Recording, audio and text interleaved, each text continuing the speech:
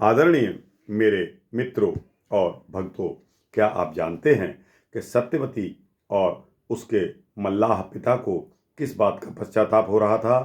आइए मैं आपको बताता हूँ। दोस्तों, यह किस्सा कुर्सी का ही था। दोस्तों, जब राजा शांतनु ने सत्यवती से विवाह कर लिया, सत्यवती को पत्नी के रूप में पाया, राजा शांतनु तब तो बहुत प्रसन्न हुए और समय के साथ प्रभु पिता परमात्मा ने उनको 2 पुत्र भी दिए, जिनके नाम चित्रांगद और विचित्रवीर्य था।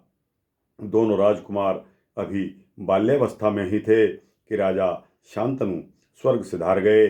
परंपरा के अनुसार हस्तिनापुर के सिंहासन पर सत्यवती के बड़े बेटे चित्रांगद को बैठा दिया गया, परंतु वह गंधर्वों के साथ युद्ध करते हुए वीरगति को प्राप्त हो गया।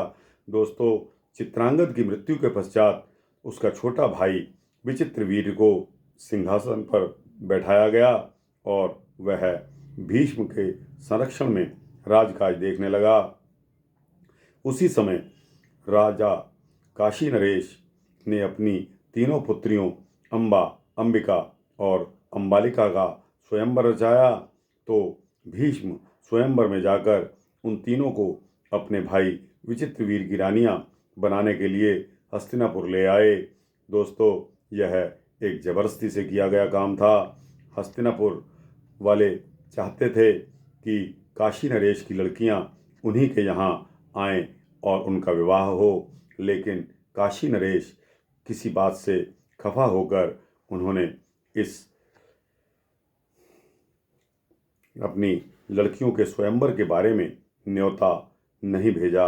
इस बात से खफा होकर काशी नरेश की बातों से खफा होकर हस्तिनापुर देवव्रत गुस्से में वहां गए और उनकी तीनों पुत्रियों को जबरदस्ती ले आए। हस्तिनापुर पहुंचकर जब भीष्म ने राजकुमारियों के सम्मुख शादी का प्रस्ताव रखा, तो अंबा ने उन्हें बताया कि वह तो शाल्व नरेश से प्रेम करती हैं और पहले ही उसकी हो चुकी हैं। ऐसा सुनकर भीष्म ने अंबा को सम्मान सहित शाल्व नरेश के पास छोड़ दिया। अंबिका और अंबालिका का विवाह विचित्रवीर्य से हो गया। दोस्तों, लेकिन भाग्य क्या कहता है, भाग्य की क्या विडंबना है। विचित्रवीर्य निसंतान ही मृत्यु को प्राप्त हो गया। दोस्तों, इस बात पर सत्यवती इतनी दुखी थी कि वह अपने को स्वयं को बार बार कोस रही थी और अपने पिता को कोस रही थी। उसे एहसास हो रहा था कि उसने और उसके पिता ने जो अन्याय भीष्म यानी कि देवव्रत के साथ किया है, यह उसी का प्रतिफल है। हस्तिनापुर का रीता रिक्त सिंहासन देखकर वह भीष्म के पास जाकर बोली कि हे पुत्र, अब तुम्हारी प्रतिज्ञा का कोई औचित्य नहीं रहा।